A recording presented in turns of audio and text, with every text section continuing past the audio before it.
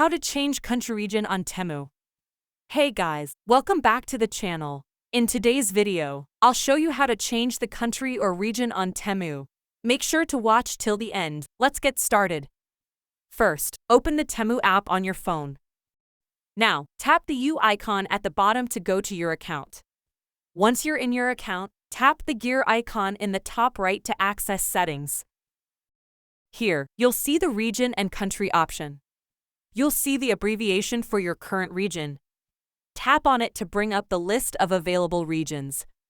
From here, you can browse through the list of regions. Keep in mind, Temu is rapidly expanding, but it might not yet be available in all areas. If your region isn't available, don't worry, it could be coming soon. Once you've found your desired region, tap on it. After selecting your region, confirm the changes, and Temu will reload with the new settings. If you have trouble finding the region's settings, or if the region doesn't update correctly, check Temu's customer support for further assistance.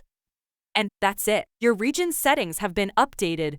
Make sure to hit the like button, share, and subscribe for more tech fixes. See you in the next video.